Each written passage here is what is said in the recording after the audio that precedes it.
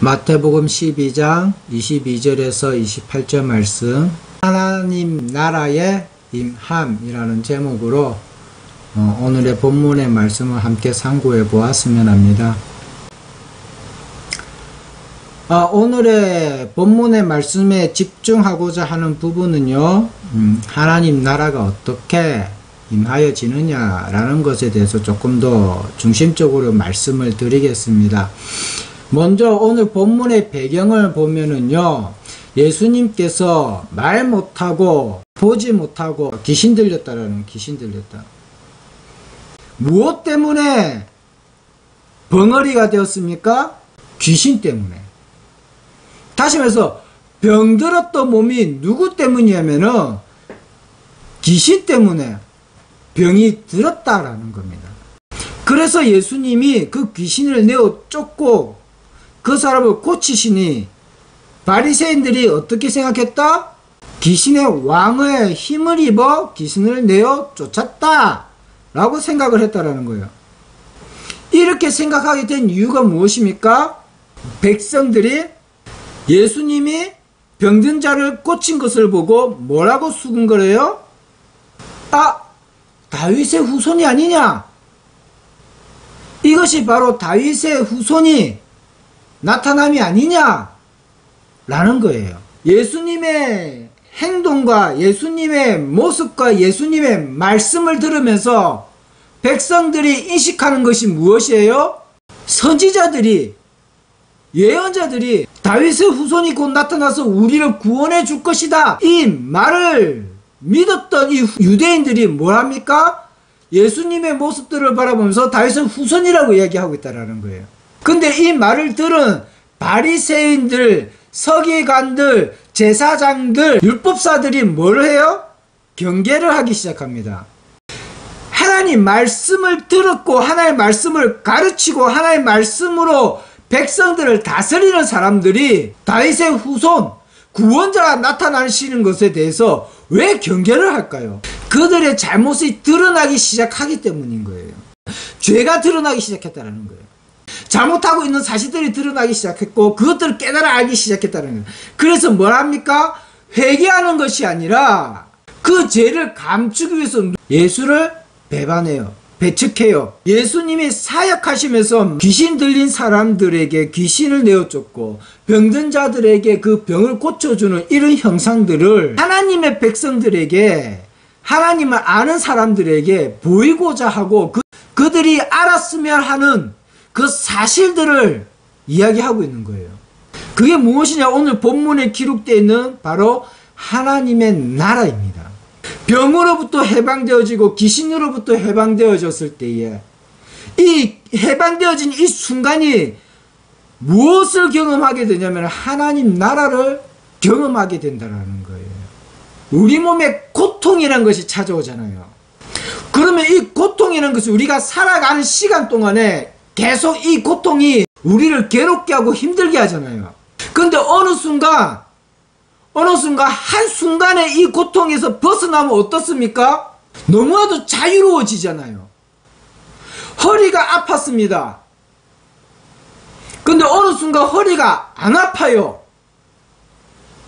어때요? 자유롭게 움직일 수가 있고 자유롭게 행동할 수가 있잖아요. 그 허리가 아파서 내가 고통스러워서 잘 움직이지 못했던 시간들이 얼마나 고통스럽습니까? 근데 거기서 해방되고 나면 어때요? 너무나도 자유롭죠. 상쾌해지잖아요. 이런 경험들 여러분 많잖아요. 이런 것에서 우리가 무엇을 느낄 수 있어야 되냐면은 우리가 병들었을 때 그 고통 속에서, 그 고통에서 벗어났을 때의 이 모습이 뭐냐면은 성경에서는 하나님의 나라를 경험하도록 하셨다라는 거예요. 자유함이 무엇인가? 죄에서 자유함을 얻는 것이 어떤 기분인가? 구원받음으로 말미암아 우리가 하나님 안에서 우리가 자유함을 누리는 것이 어떤 것인가? 그 단시간에 우리가 무엇을 알 수 있는 거예요? 하나님 나라를 경험하여 안다라는 거예요. 예수님께서 이 병든 자를 고치시는 일들이 무엇이냐면은 그런 것들을 보이기 위함이에요. 성경에서 드러나는 예수님의 사역 가운데서 병 고치시는 그 사역들을 하시는 이유가 무엇이냐? 하나님 나라를 그들에게 간접적으로 경험하도록 너희가 영원토록 이런 기쁨을 누릴 수 있을 것이다. 너희가 이 세상에 있을 때는 단시간, 잠깐 이런 고통에서 벗어나는 것은 너희가 누리지만 이런 자유함이 영원할 것이라는 것으로 경험시켜 준다라는 거예요. 그런데 예수님만 그렇게 이렇게 병을 고치셨냐? 그건 아니라는 거예요. 바리새인들에게 예수님께서 말씀하십니다.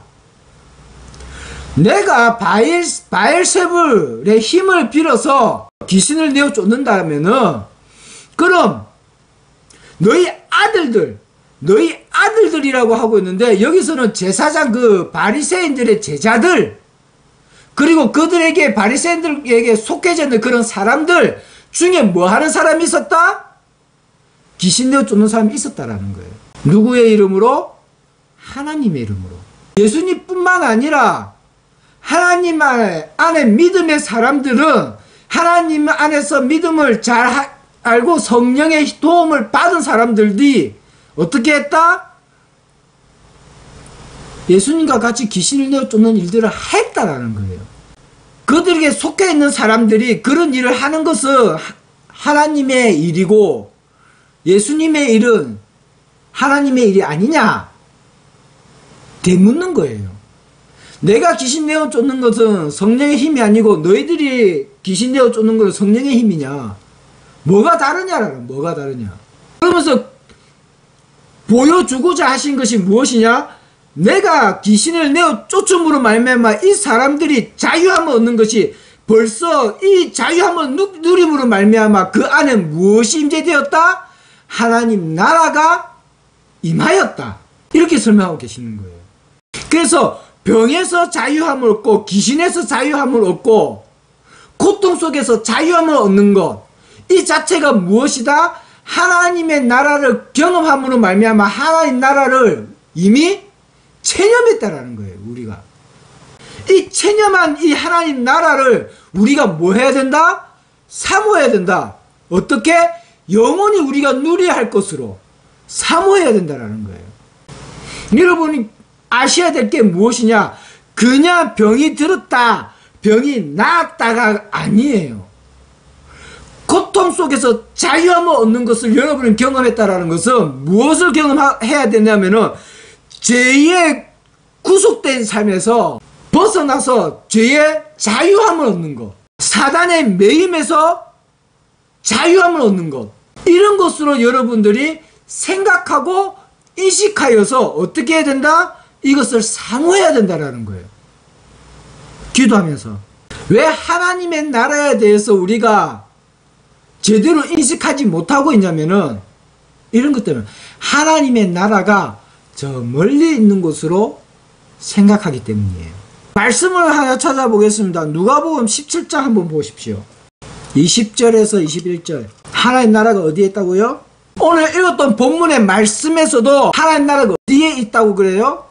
하나님 나라가 저만치 있다라고 우리가 생각하기 때문에 우리가 죽어야만 갈 수 있는 나라라고 생각하기 때문에 우리가 지금 뭘 못하고 있냐면은 하나님 나라를 경험하고 못하고 있다는 거예요. 다시 말해서 우리가 자유함을 얻어서 하나님 나라의 영원한 그 평강을 누리는 것이 저 멀리 있는 것으로 생각하기 때문에 오늘 우리가 뭘 못하냐면은 하나님 나라를 누리지 못하고 있다는 거예요. 하나님 나라라고 했을 때 이 나라에 대한 개념을 우리가 다시 한번 생각해 볼게요. 오늘 하나님의 주권이 영향력이 미치는 곳이 나라겠지요.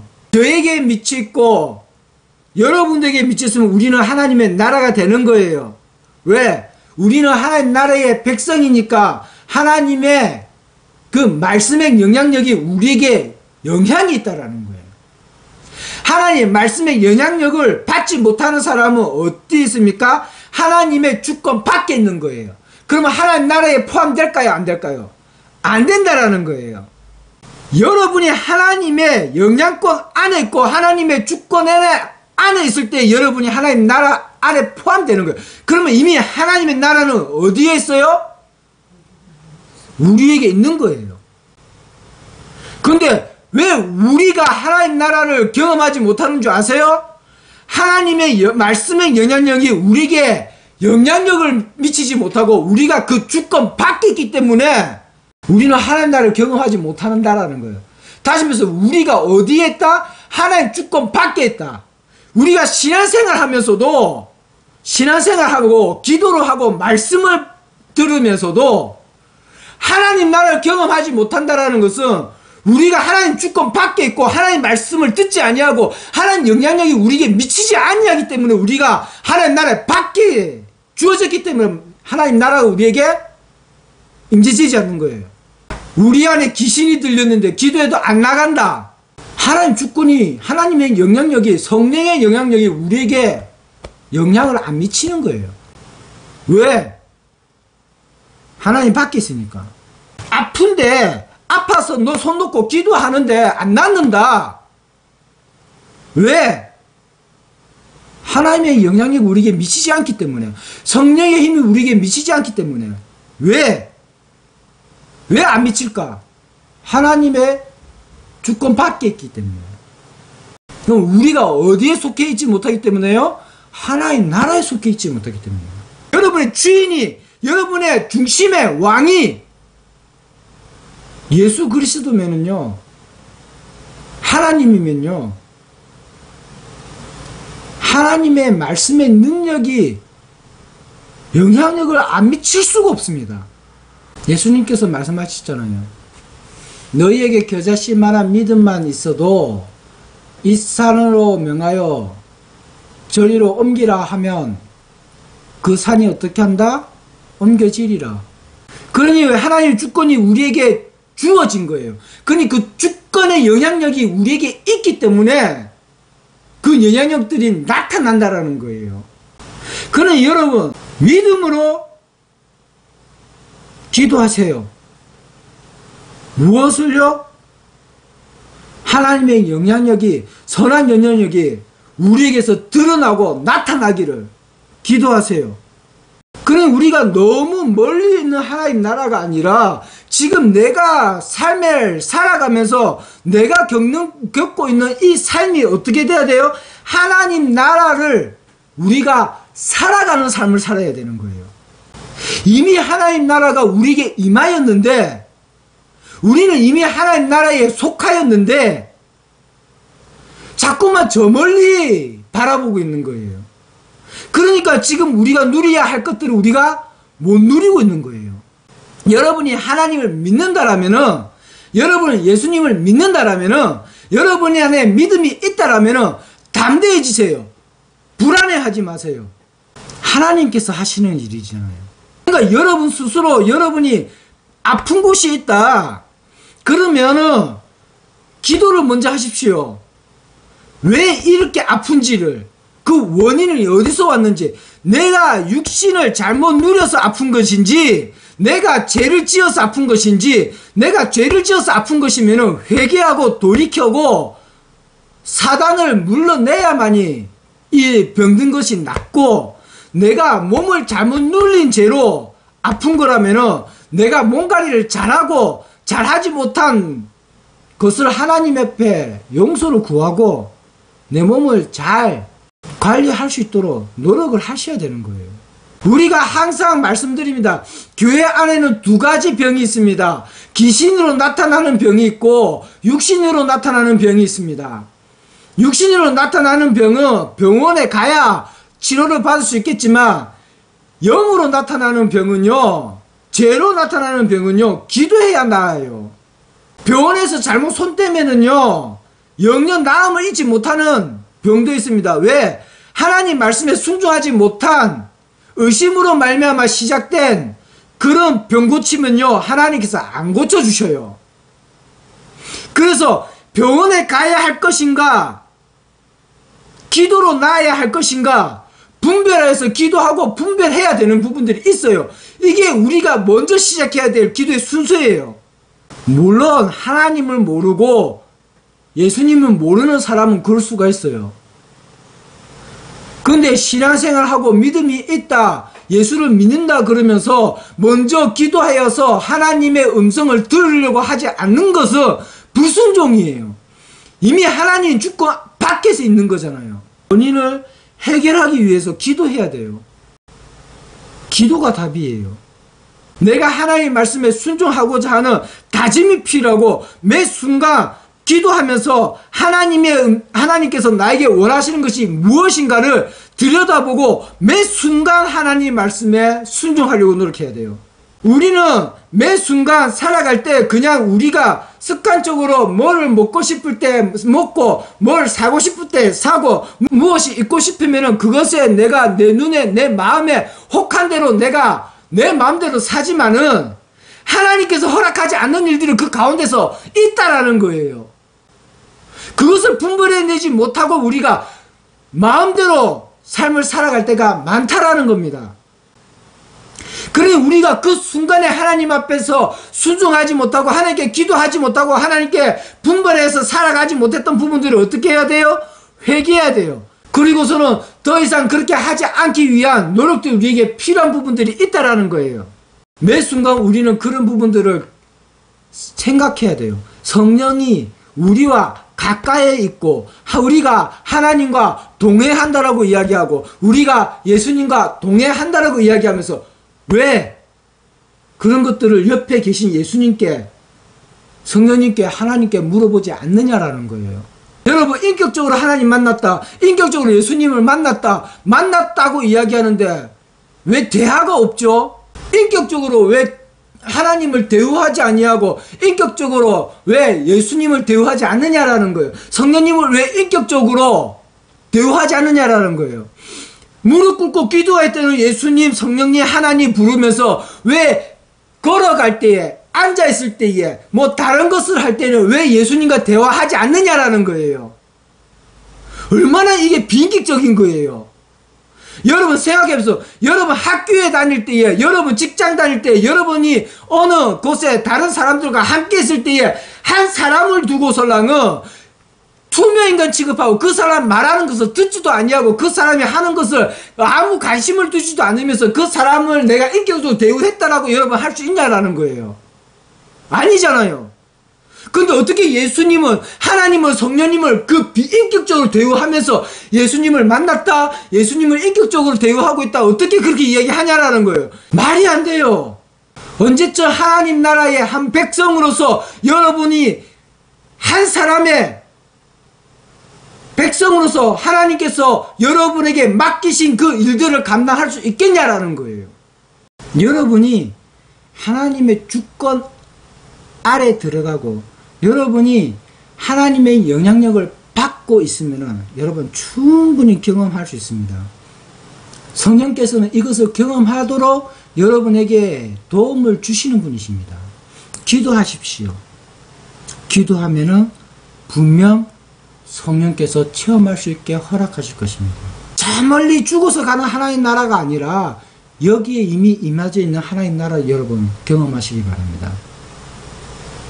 그래서 여러분의 삶이 더 이상 이 세상이 주인이 아니라 하나님이 주인이 되어진 이 나라, 하나님 나라에 여러분이 하나님의 백성으로서 살아가는 삶이 살아가기를 주님의 이름으로 축원드립니다.